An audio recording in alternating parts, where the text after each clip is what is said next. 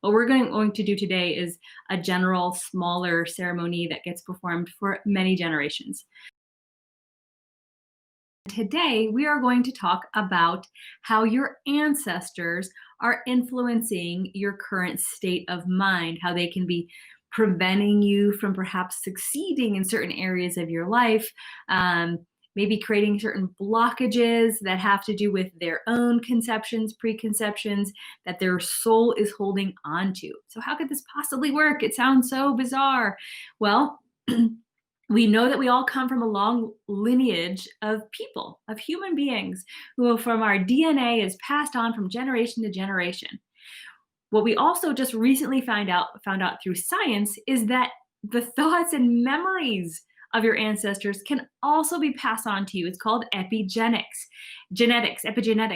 And that is when I think it's six generations or so can be literally hold a memory. Your brain can hold a memory from your generations, the generations before you. So now we know from scientific standpoint that we actually can have thoughts from our lineage. Dr. Pillai says that we also have soul genetics, or a way in which our soul is influenced by the souls of our ancestors. So how does this work? When someone passes on, leaves the body, they become a disembodied spirit. That spirit then has the ability to give influence via their thoughts and desires to those in their lineage. So even if you don't know these people, you don't need to know their names or who they were. In fact, you probably don't, because this can happen for 6, 12, 64 generations of people. There is no way you could possibly know who they are. They don't have anything against you. But what happens is it shifts into a different existence. And when that happens, that disembodied spirit does not always know that it perhaps transitioned or doesn't have a body. It could be confused. It also takes with it the same desires that we have here on the earth plane. A lot of our desires are based on how we perceive things and how we receive influence from through our senses, the 5 senses. So taste and smell and hearing and sight and touch. These are the ways that we experience life on earth, primarily. So when we no longer have a body, guess what? Your soul still remembers how you were experiencing life on earth. And then it might want to continue to feel those sense pleasures or those sense gratifications. And when it cannot, because it no longer has the ability, it doesn't have a body to receive any information through the senses, it goes to the next best thing. It's you, the next of kin, in terms of someone who has a body, who they're attracted to, or they can relate to in some way. You, out of all of your other relatives, might be more apt to receiving influence or attraction from these disembodied spirits, because you're spiritual. They go to the people who are more apt to help them, right? So you, since you're obviously here and watching this, are probably more apt to help them. And today we're going to walk through how to actually do that. So we'll do a quick version of doing an ancestor offering that helps that disembodied spirit. Okay, so now your ancestors have passed on. They're in a disembodied state.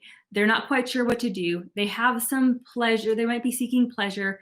They can be attached to money, food, sex. They might have addictions that they didn't get to go through in their life, gambling or alcohol or drugs. Those are still embedded in their soul, because until they take another body or until they release those desires are still at the soul level, the energetic level, when they passed on. So here's the soul, not quite into the heavenly realms, doesn't have a body, it's in an in-between state, and it wants to have fulfillment. It comes to you. Now, when this happens, this disembodied spirit is hanging around, you may feel their thoughts. You may feel and think their blockages. So not only their current thoughts, which would be around their lack of ability to have sensation. So for example, maybe they want an alcoholic beverage, or they want to, they're attached to some piece of jewelry they left behind.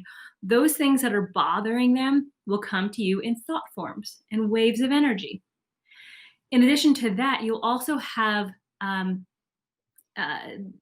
forms of thought that may come from the lineage as a whole. So, for example, if a certain segment of your ancestors experienced a famine or a genocide, that is a very strong group or collective thought that you may also have sensitivity to, or might have, like, perhaps if your ancestors were in Ireland with the potato famine, you might have a food scarcity that you're not even sure why you have it, because of a large amount of these ancestors who are in this lingering period may be influencing you with their thoughts that they're not able to feel fulfilled, or there's a fear around it, and then that gets passed on to you. So you have the individual spirits that are having individual thought processes that could be influencing you. Could be the closer they were to you, if you do know them, that you have more influence from them. Or you can have a collective group of spirits in your ancestry that is contributing to a type of thought that you may be feeling. Now, either way, whether it's an individual spirit or a collective group of spirits from your lineage, they will be passing on to you thoughts and also limitations. So a limitation of how you might be blocking your wealth, for example, how they thought in the past about whether wealth should be abundant in your life or scarce in your life. So you may see a tendency for generations of people to have a particular type of wealth. Or you may see generations of people not having wealth. This is that lineage this is the ancestor thought and energy that is being passed on from generation to generation. So we are a product, in large part, of the generations that came before us.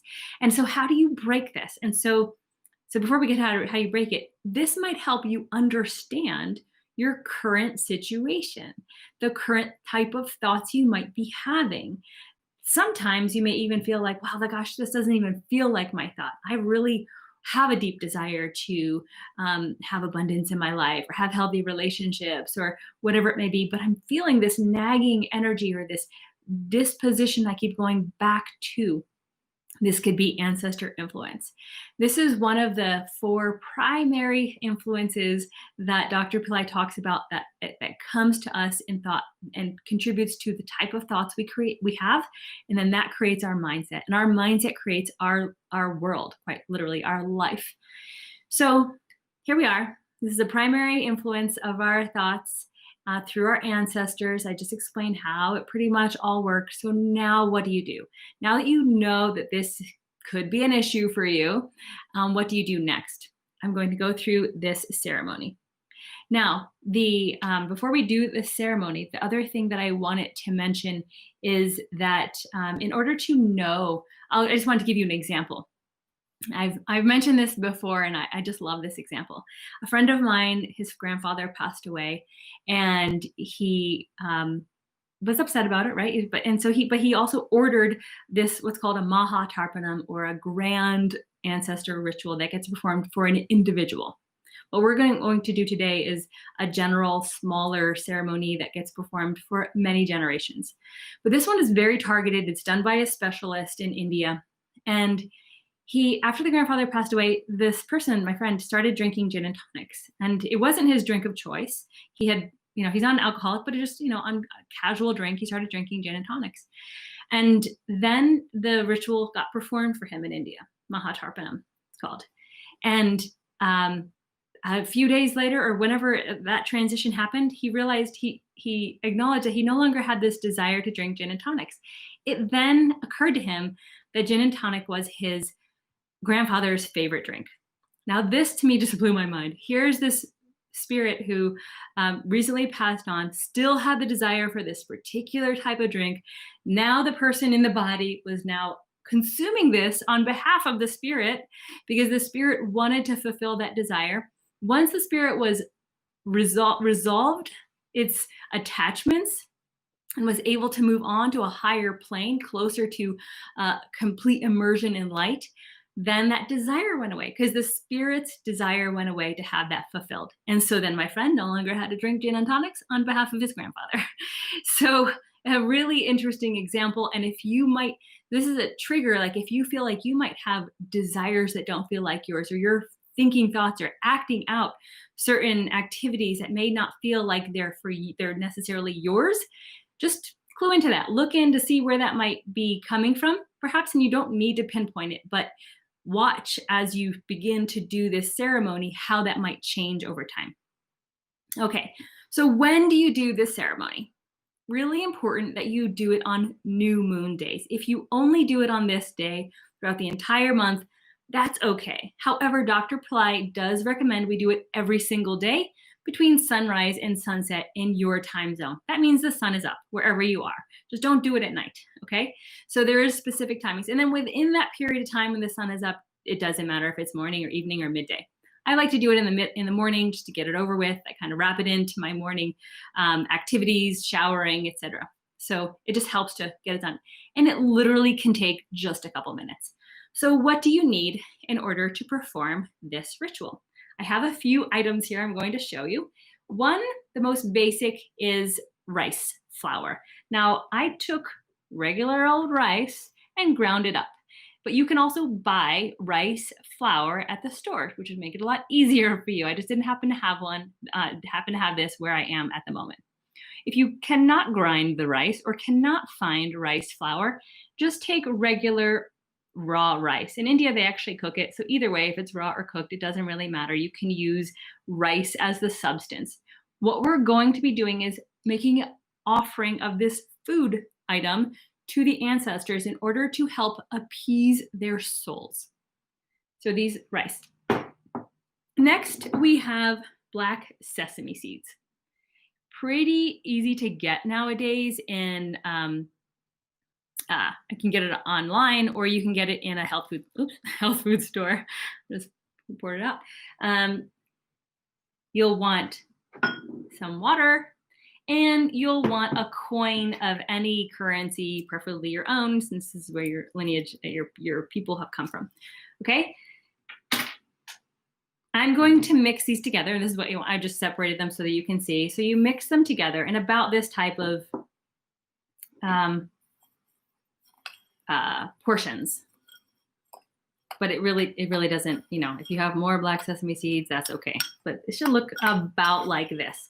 Another item, if you have it, is called darba grass, and if you don't have it, that's okay too, because it's simply optional. And if you are able to have it, wonderful, and if you don't worry about it. If you do have it, you can use it.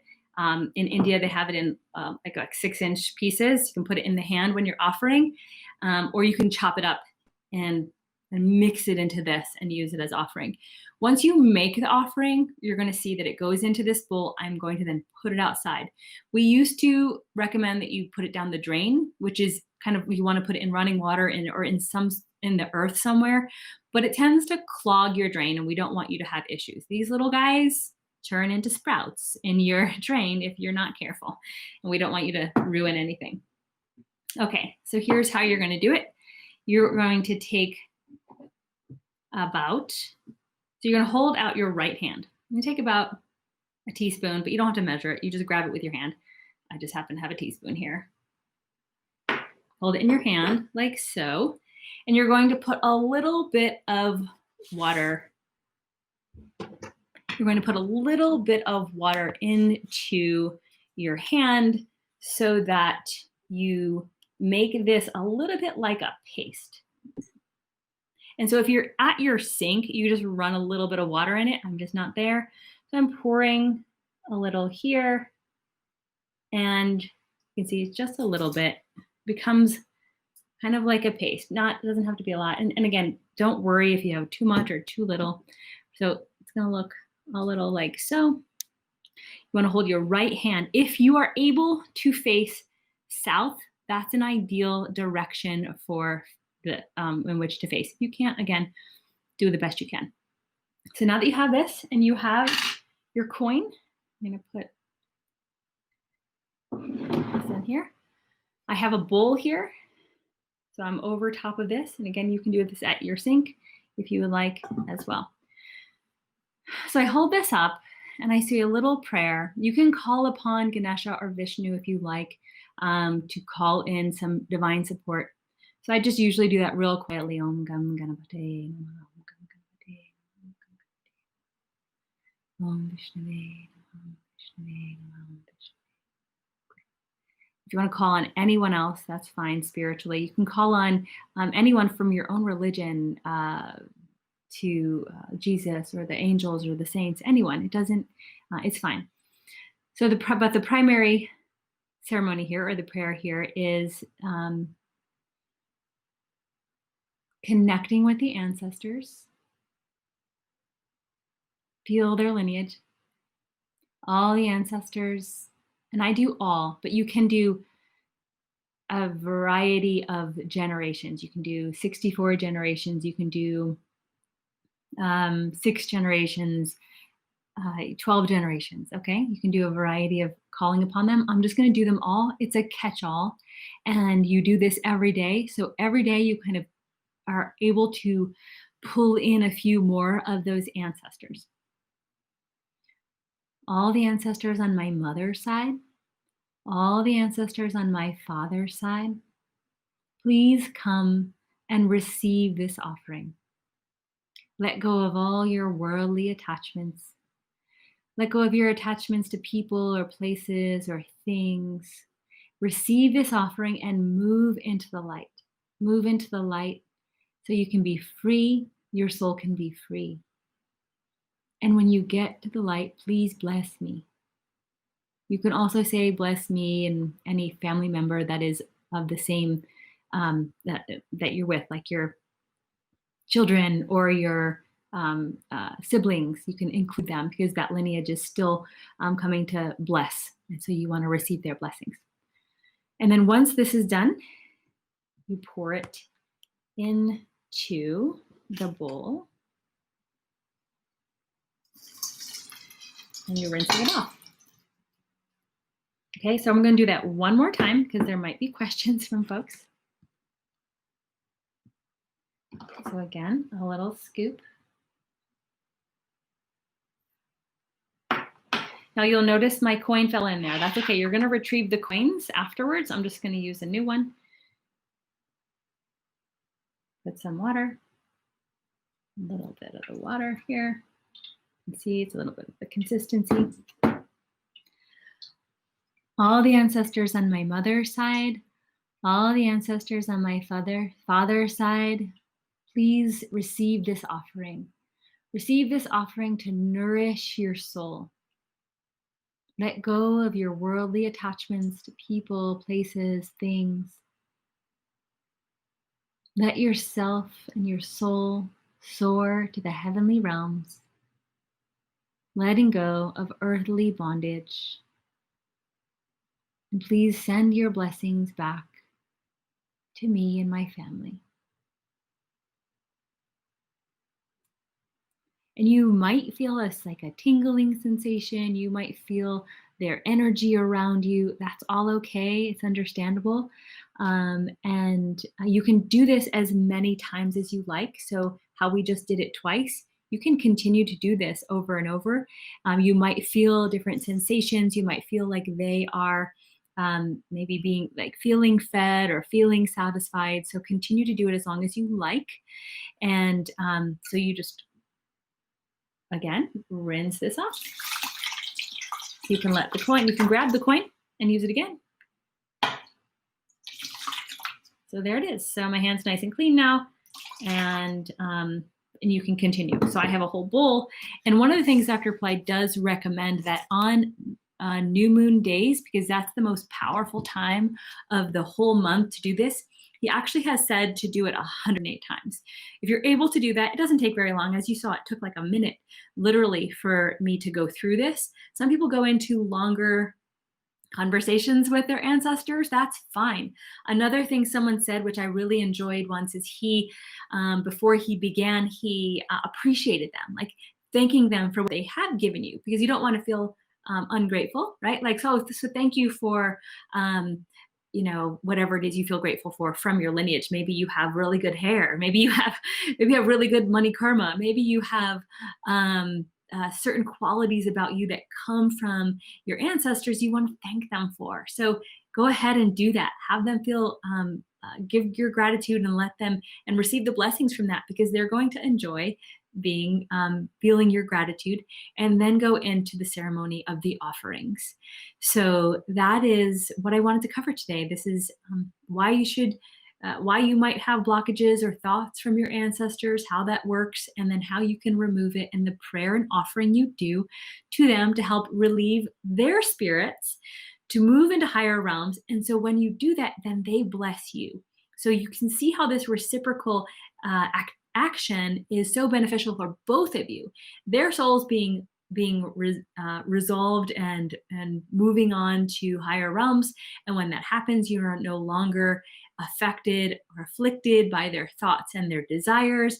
And then they bless you. So you get double blessings, because you no longer have to receive their influence, and you get the blessing from them instead, and their soul is free. So that's the situation. That's the ceremony. And again, new moons and any time during the day, every day, while the sun is up. So now I'll take some questions.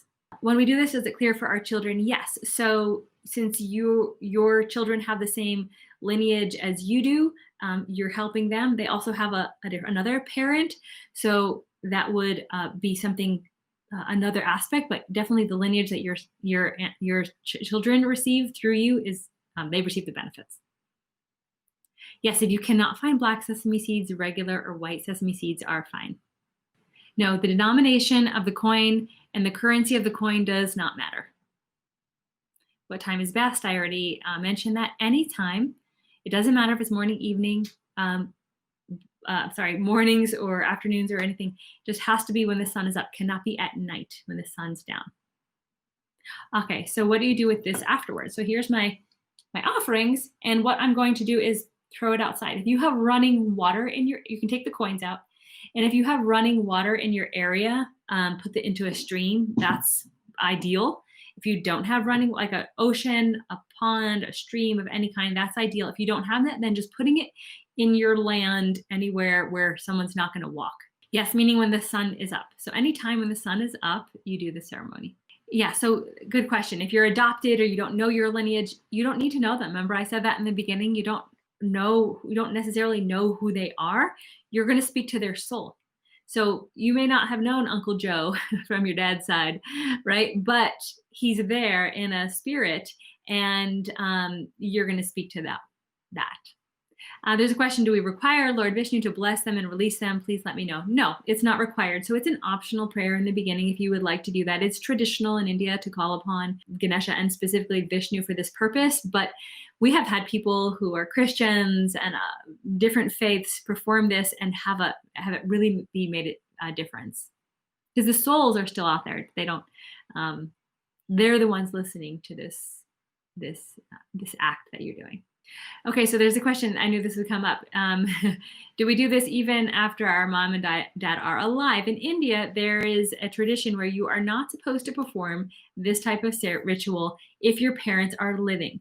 Dr. Pillai is not Orthodox, and he is saying that this is okay to do. If you, however, are from a strong traditional Hindu family or something, and this is not something you're supposed to do, then please don't do it. This is for the people who are open to performing this type of ritual and not having that stigma or that Orthodox religious view that they use as a guideline. And if you do, 100% respect that. Don't upset anyone in your family. And if you are okay with performing the ritual, then please do. For the adopted parents, do we honor them? Yes, you can, because they were part of your life. So you can do this ritual for them, in which case you would name them. So you name them, you pray for their spirit to move on. You can even pray for their lineage to move on, since that was a very close relationship. If you live in a condo, you don't have a backyard, you can put it down the drain if you feel comfortable doing that. The only reason I tell you not to is because it could block it. And if you could also put it, drain it. So drain the water out like in a sieve. And then this becomes very little bit of stuff. And then you can just throw it in a yard, anywhere outside. The question is, what intention should we be before and while doing this? The intention is that you want your ancestors to move on. And your prayer can be whatever comes from your heart. Mine was to allow them to release their attachments to the world so that they can move on into the light. And that's really what we want them to do. That's our intention that we're creating for them and for us, because we want them to bless us and we want them to be relieved. Yes, you can do this if you're on your menstrual cycle as females. It says, it is always that our ancestors bless and love us. Yes, perhaps. However, it's not their intention to harm us. We'd like to believe it's not their intention to harm us, but because they're in disharmony with their own soul, that vibration comes to us and impacts us. So we're not saying that they're wanting to harm us in any way, but if they don't have harmony in their transition, then that can be impacting us. Yes, so if one parent is alive, you can still do this. So as per Dr. Pillai, if your parents are alive or deceased, you can do this. I know in India, the tradition is a little bit of a difference. Yes, ideally you're not throwing it into the garbage, you just put it somewhere outside. So really you're wanting to release it into nature of some sort. And of course, this will be on replay for those of you to rewatch and to use this while you're on new moons or every day. We can even pull out the segment of the instructions. So that's all. It looks like that's all the questions we have so far. I want to thank you for attending. Thank you for being here, contributing your amazing energy. Wish you all the best. Namaste.